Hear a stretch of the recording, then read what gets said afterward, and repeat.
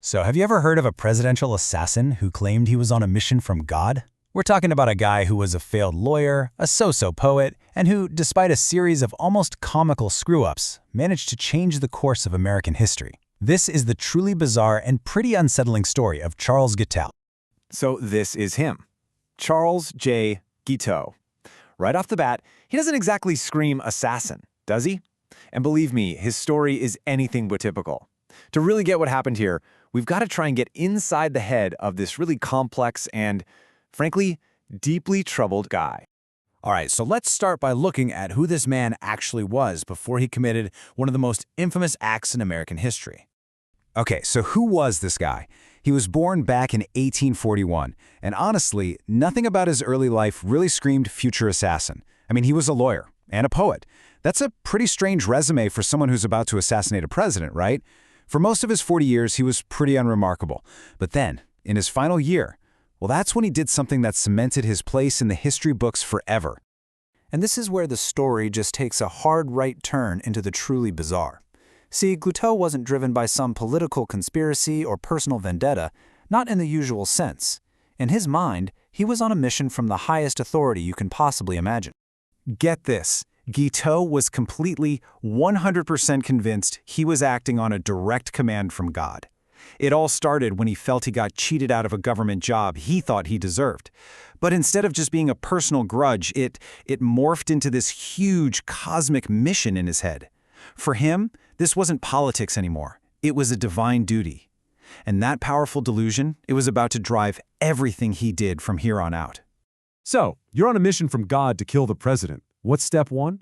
Well, for Guiteau, it was borrowing $10 from a friend. Seriously, $10. That's all it took to get the ball rolling and buy the weapon that would literally change history. And with that borrowed cash, he bought this, a British Bulldog revolver.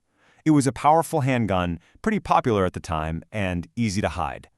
So now he had his divine orders, and he had his tool. But there was just one teeny tiny problem. Yep, you heard that right. The man on a holy mission to assassinate the President of the United States had absolutely zero experience with guns. He had the conviction, sure. He had the weapon. But he had no skill whatsoever. And this just perfectly shows you how completely disconnected from reality his whole plan really was. And this lack of experience led to this whole string of almost laughable failures. He followed President Garfield to a church, but then he just lost his nerve. He backed off at a train station because the president's wife was there and he didn't want to upset her. He even called off another attempt because, wait for it, the weather was just too hot. I'm not kidding. So you have this guy who was incredibly determined, but at the same time just a ridiculously incompetent stalker. But, he couldn't hesitate forever. After weeks of these false starts, Guiteau finally found his nerve.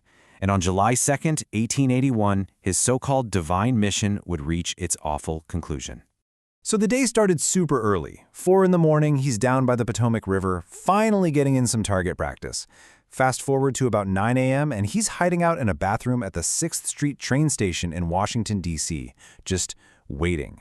Then, at 9:20, his target, President Garfield, arrives, and that's when Guiteau steps out. He snuck up from behind and he fired. The first shot just grazed him, hitting the president's arm. But the second one found its mark. It hit Garfield in the back, and the bullet lodged itself behind his pancreas. As doctors were rushing to him, that's what President Garfield said. He knew. And even though he'd hang on for another 79 agonizing days, his words turned out to be true. But here's the really tragic part. It probably wasn't the bullet that ultimately killed him. It was the massive infection caused by about a dozen different doctors poking around in the wound with unsterilized hands and tools. Just a heartbreaking detail. Guiteau was caught immediately, of course, and what came next was one of the wildest, most sensational trials in American history. It really became less about justice and more about the public spectacle of this man who is completely detached from reality. The courtroom was an absolute circus. I mean, this sketch from back then really captures the chaos.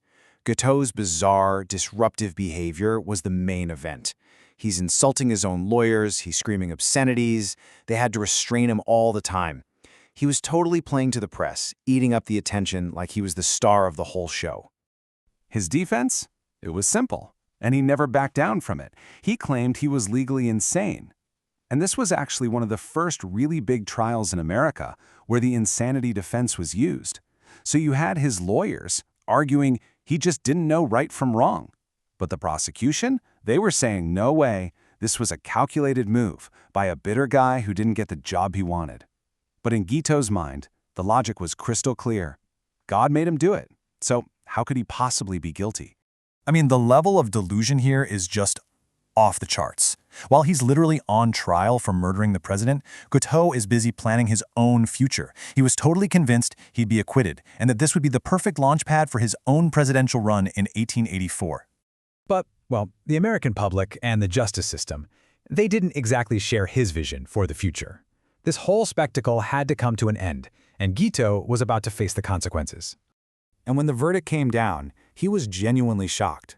After all the press, after explaining his whole divine mission thing, he just could not wrap his head around how the jury found him guilty. But the public was outraged. They wanted justice. And the jury, well, they rejected the insanity plea and gave the country the verdict it was waiting for. So on June 30th, 1882, the day of his execution, Guiteau walks to the gallows. And for his grand finale, he recites this poem he wrote just for the occasion. It was this weird, kind of childish and super eerie poem called I Am Going to the Lordy. And that just tells you everything about his mindset right to the very end. He wanted a huge, dramatic finish. He actually put in a request for a full orchestra to play while he recited his poem. Unsurprisingly, that request was denied. After he was executed, doctors actually removed his brain. They wanted to study it, hoping to find some physical reason for why he was the way he was. And a piece of it is still around today, preserved in a museum. It's in a jar with this incredibly simple and frankly chilling label, "What is left of the brain of Guiteau?" And that really brings us to the big question at the heart of this whole strange story, doesn't it? Was Charles Guiteau just a cold-blooded killer who used insanity as an easy way out? Or was he a profoundly disturbed man who truly believed he was doing God's work, living in a time that just didn't understand mental illness? It's a tough one. What do you think?